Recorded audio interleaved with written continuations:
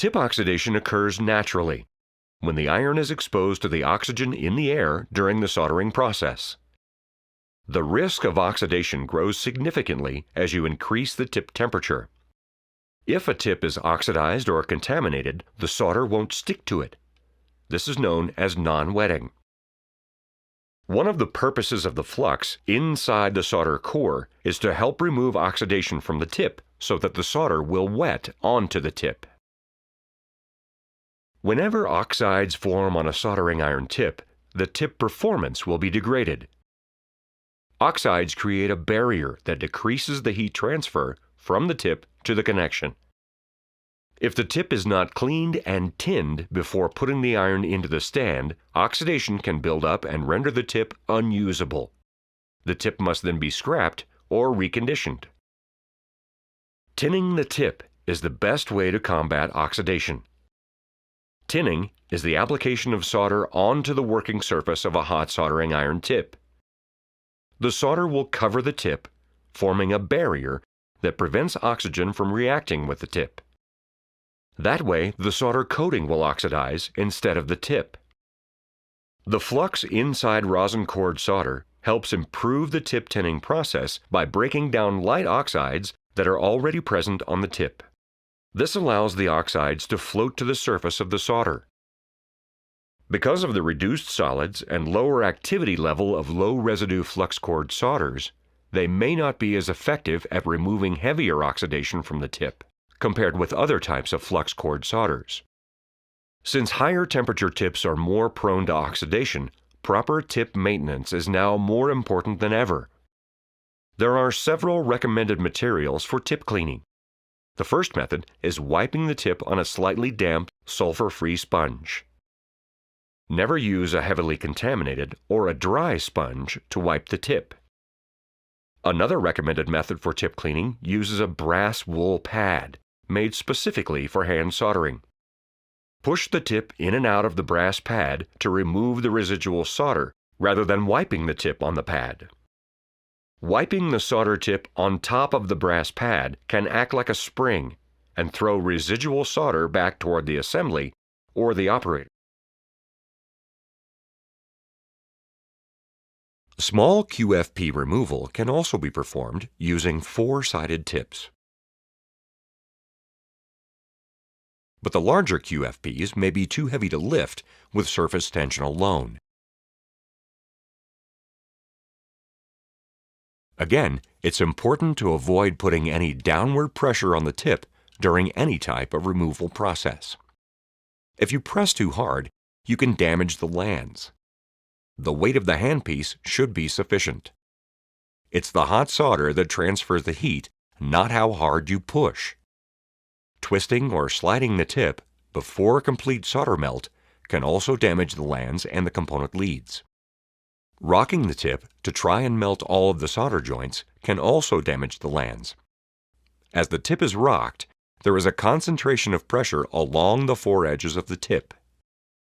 If one or two solder joints don't melt for a number of reasons, the component will remain attached to the board. In this case, you may have to apply heat for so long that it causes thermal damage to the board. There are some specific thermal enhancement techniques that can help improve heat transfer. We'll be covering these as we remove some of the larger multi-leaded components. Next, we'll examine continuously heated thermal tweezers. These tools have two heaters, one on each side of a hinge mechanism. This means that they can deliver a large amount of heat for removing bigger components. Let's remove an SOIC with a thermal tweezer. The important thing to remember is that the assembly drawing shows the location of the components by the CRD. The bill of materials relates the CRD to a specific component part number.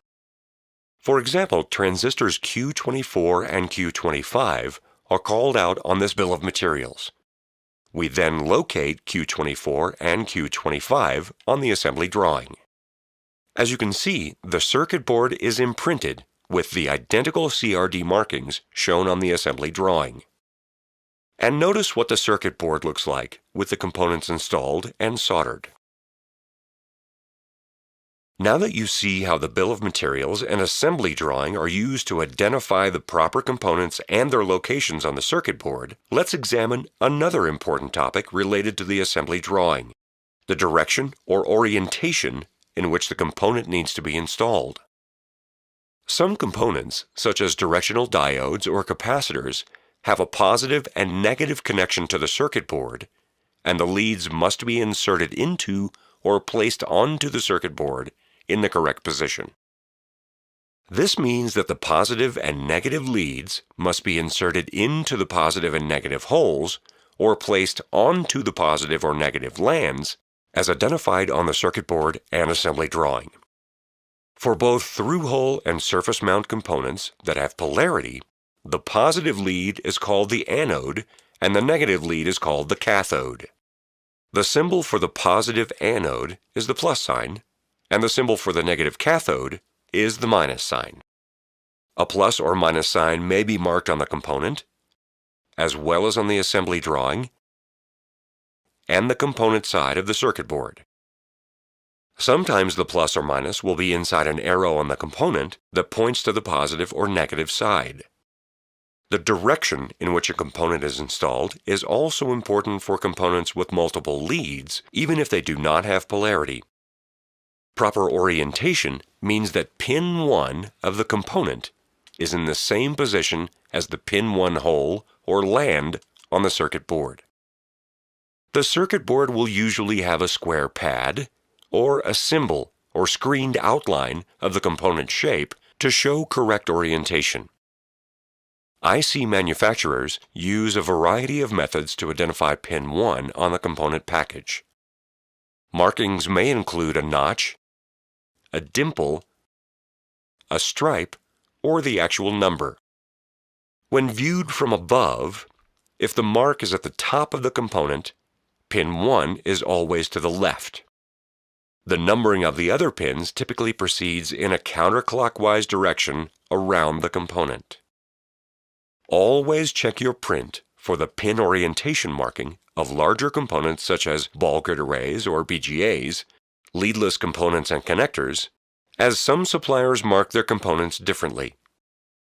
Unlike the pins on DIPs or SOICs, the numbering of leads or termination points on these types of components do not follow the counterclockwise model.